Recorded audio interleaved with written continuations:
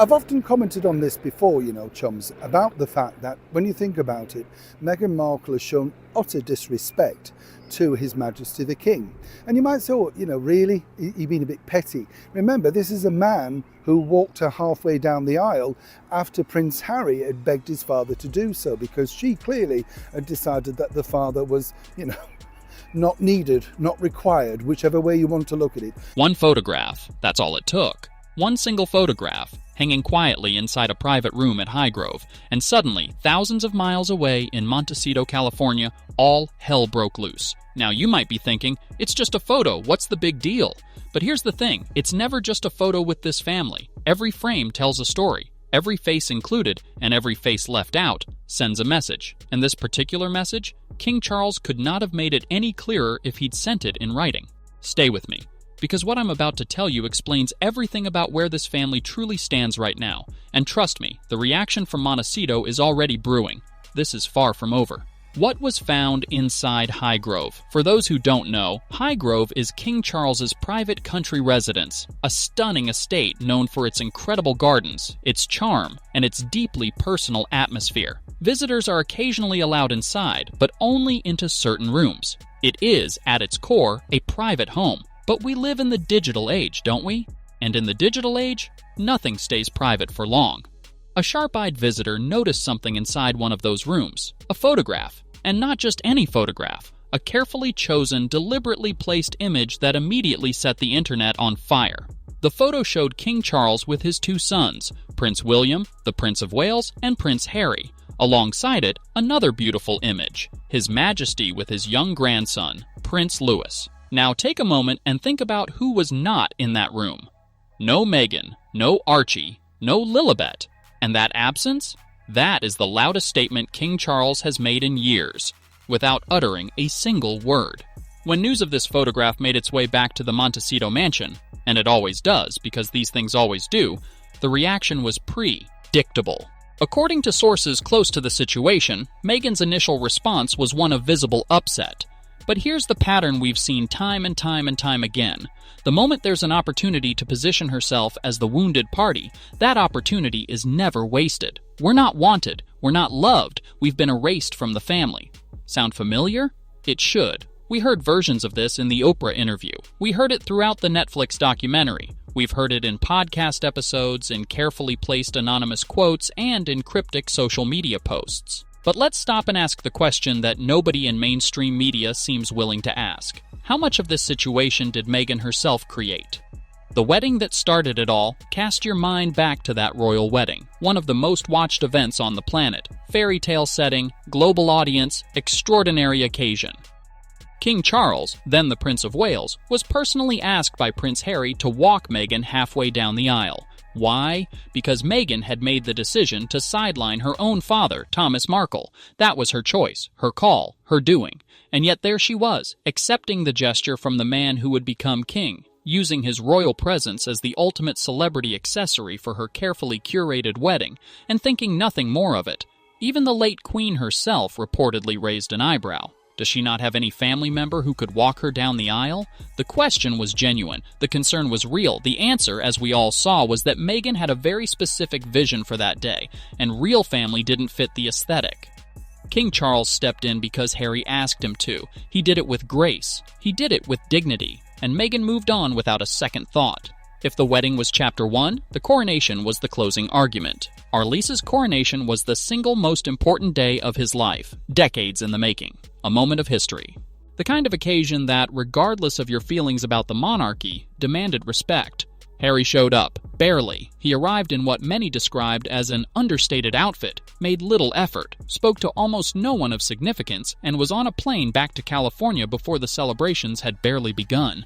Meghan didn't come at all. The official reason? She stayed home with the children. The reality? This was a woman who could not bring herself to show even the most basic level of respect on the most important day of her father-in-law's reign.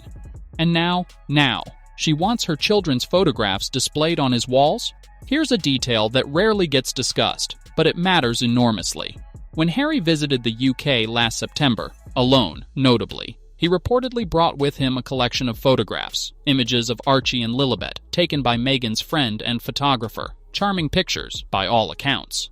The implication, whether stated or simply hoped, was that these photos might find a home somewhere in the palace, a private room, a side table at Balmoral, some gesture of acknowledgement. They did not, and now we understand why. Because King Charles made a deliberate decision about what goes on his walls. He chose a photo of himself with his sons, both of them, including Harry, and a photo with Prince Louis, a grandson he knows, a child he has spent real time with, a relationship built on actual presence, not FaceTime promises and PR gestures. There are no Zoom calls with Archie and Lilibet, no regular phone calls. Anyone who tells you otherwise is not dealing in facts. The king has never truly been given the opportunity to build that relationship. Because the children live in California, access is controlled, and every visit comes loaded with conditions. So why would he display photographs of grandchildren he's essentially been denied access to? Let's be clear about something. King Charles has never, not once, gone to the press to attack Harry and Meghan. He has not given tell-all interviews. He has not briefed journalists against them. He has maintained a dignity throughout this entire saga that, frankly, many would have abandoned long ago. And that is exactly what makes this photograph so powerful. He didn't need to say a word. He didn't need a statement, a spokesperson, or a social media post. He simply decorated his private home with the people he loves and the memories that matter to him. And in doing so, told the whole world exactly where things stand. Royal watchers are already calling it a quiet masterstroke, and I'm inclined to agree. Because this is the thing about genuine power. It rarely needs to shout. But here's where it gets interesting, because if there's one thing we know about Meghan Markle, the silence never lasts long. Sources indicate that the reaction from Montecito is already building. Whether it comes through a pointed Instagram post, a conveniently timed anonymous insider quote to a friendly journalist, or something more direct, something is coming. It always does. Because for Meghan, every perceived slight is content.